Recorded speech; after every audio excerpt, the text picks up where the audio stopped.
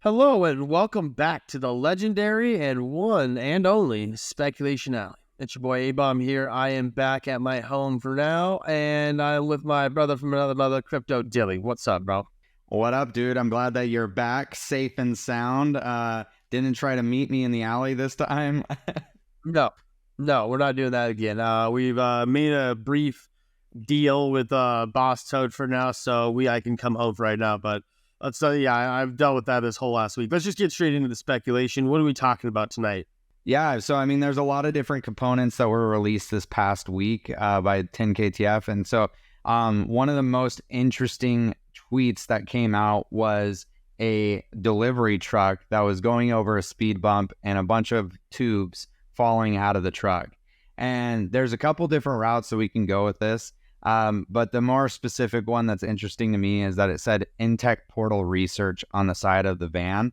And every single one of these tubes that got basically it transcended wagmi-sans New Tokyo into IRL, where a lot of these different community members were receiving tubes with the reveal of different PFPs that will come from popcorn that's loaded onto G tags. So we got to see Ninetales, we got to see Mega Jaw, and I believe we got to see Swampy. So we saw 3 different PFPs that will be released out of the 7 that we know of that will be, created with the popcorn. But one thing that I want to call back to is in wagmi-sans shop, when we first saw the new version of the 10KTF shop with all of Intex stuff in it, we saw that one of the back rooms had been cleared out. And in that video, we speculated that, that may have actually been where wagmi-san was keeping his portal. And so in the next week, we saw that Windmoon was questioning wagmi-san about knowing whether, Intex was going to take that stuff. And now we're seeing that we have Intex portal research. So is Intex studying wagmi-san's portal, and what does that necessarily mean?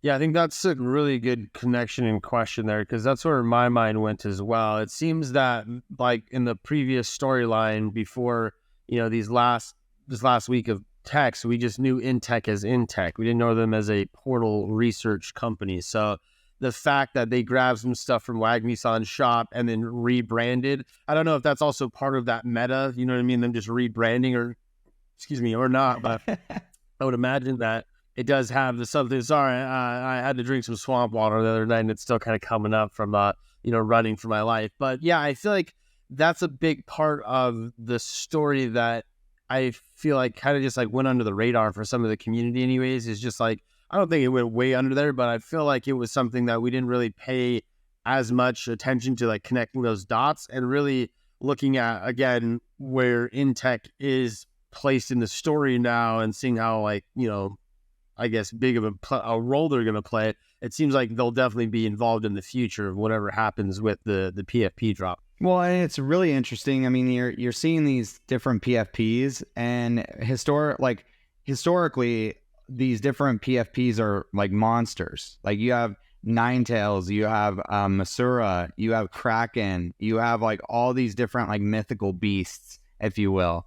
And so one thing that's fascinating is the mechanics that are actually behind this. So we're collecting popcorn from bounties that then we actually load onto these G tags to convert into a PFP. But we also know that we're going to be able to stack these G tags to increase rarity. And we said in a previous video that, we think that because you burn a certain rarity tier of a G tag of a Genesis, that it yielded this many G tags, that it'll be the same way going backwards. And when you think about that component, well, if you're fusing these G tags together, with Intex being a utility company, it's going to require power to be able to fuse these things back together. And Intex is the power source. And so is Intex the ones that are actually releasing these PFPs? And based on last week's tweets, where they're sending out the reveal of these PFPs, that's what they're working on, right? The NTEC portal research is them being able to create these beasts that will then be released into the wild, if you will. And it just really makes things kind of interesting, because you also found out last week that the Rejuvenation Initiative that was released by NTEC is also just a code name. So what is the Rejuvenation Initiative, and what are these beasts going to be doing? Are these antagonists in the storyline that we're going to get as PFPs?